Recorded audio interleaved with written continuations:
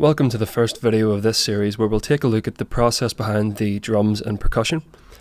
The entire drum and percussion section only arrives and plays during the choruses, so throughout the intro, verse and bridge etc. things remain strictly ambient.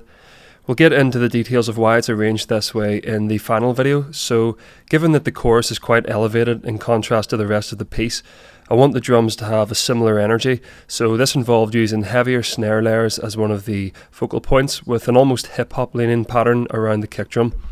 Because there was a lot going on in the chorus already, I didn't want to use too many percussion parts, but it was important that the layers I chose could easily translate through the mix in order to be heard clearly.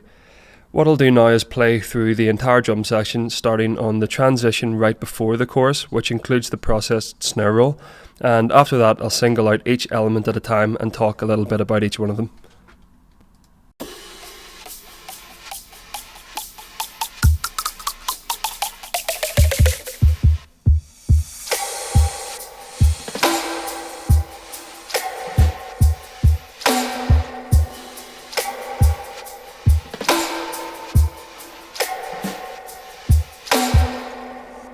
And you'll see that both choruses have the exact same arrangement, so for this purpose we can just focus on the first one, and I'll go ahead and solo the first part, which is the kick drum, and play it for a few seconds.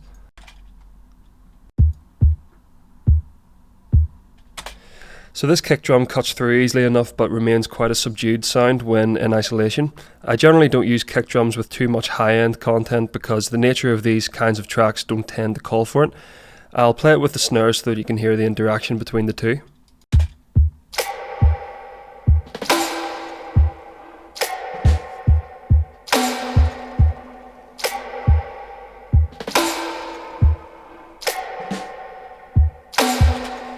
So the snare groups are a combination of many layers, and it's often the case that single samples won't be enough to get you the sound that you're looking for, so sometimes layering up one shots is necessary.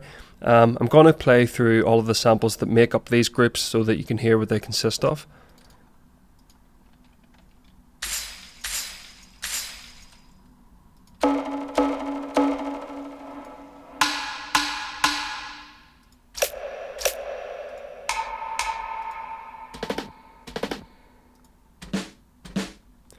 I always like working with claps and snares that have a tonal component to them, so for the likes of the Woody snare and the rim shot samples you'll hear that they're sort of played in key with the track, and this helps to add slightly more melody and musicality to the percussion section, which is a place we don't really consider to be melodic, so it's sometimes nice to layer things up with these kinds of sounds.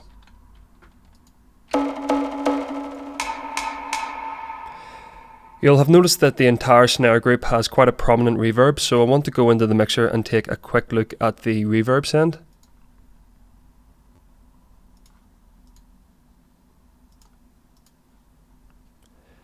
If you've watched any of my previous tutorials for Sonic Academy, you'll have seen me using this Valhalla tool for pretty much all of my reverb needs, and it's my go-to plugin for atmospheric reverb sounds, especially the random space algorithm here, as it has quite a distinct modulated sound that helps to create a lot of pronounced atmosphere in whatever you use it on.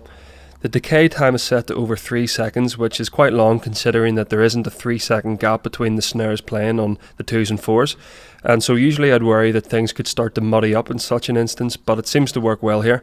And I think part of why it works is because I've set the reverb signal to mono using the stereo shaper. Because the snare group is such a dominant element, I didn't want the reverb to consume too much stereo width, and so placing it here in mono helps to keep it tidy and a bit more confined.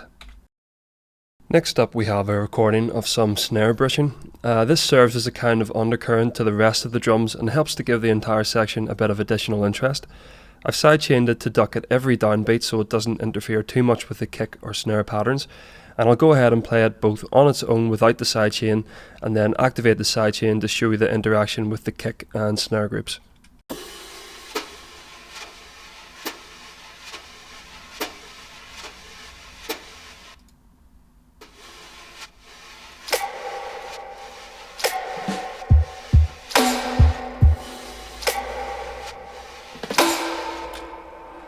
Next we have the shaker. I've used a library called DrumLab for this sound, and part of the reasoning behind using a library as opposed to an audio sample is for the option of something called round robin.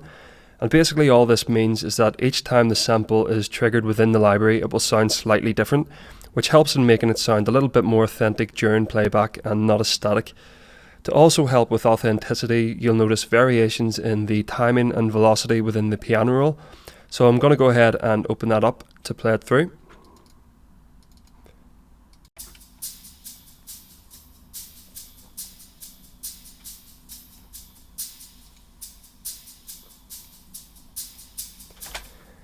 And on the effects chain I have a delay and an EQ. The EQing simply makes the sound a little brighter whilst taking away any unnecessary low end, and the delay adds a subtle 16th note rhythm.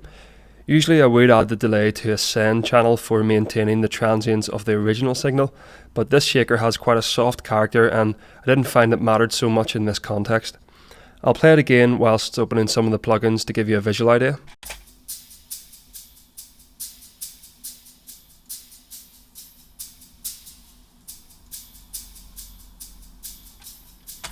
So I really like this PT EQ here, and I've heard some mention its resemblance to some of the Pultec emulations. I think it sounds particularly nice on elements given a slight boost around the kind of 16K region, and the best thing about it is that it's completely free to download. So let's just go back to the playlist. And next up we have the snare roll, which is used periodically during the transitions into the chorus. This is also linked to the same insert as the shaker, as it sounded pretty good with exactly the same treatment. So I'm going to open up the piano roll and play it through.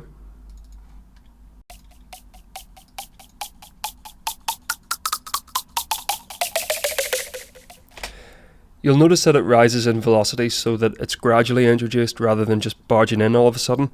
And you'll also have noticed changes in the pitch without actually moving notes on the piano roll here. So to do this, you can right click this grey area in the bottom left and from there select channel pitch.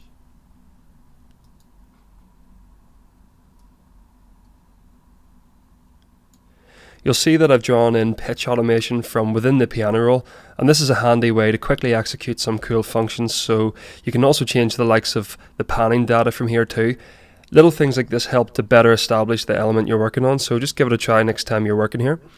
And finally we have our cymbals, and these just serve mainly as transitional elements from one important section to another, but they do help to give things a bit more energy and movement. These particular sounds are really just straight out of the box and sidechained around the kick pattern so as to not interfere with it.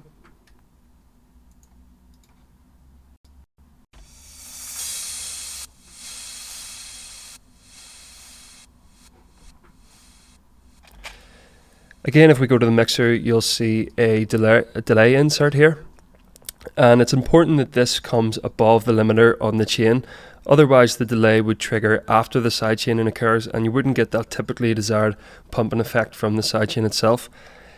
And so that pretty much sums up the drum and percussion section. This was probably amongst the most basic elements of the piece, so we're really just getting started here and scratching the surface. And what I'll do is just play through the section one last time. In the next video we'll be taking a look at the strings, so I'll see you there.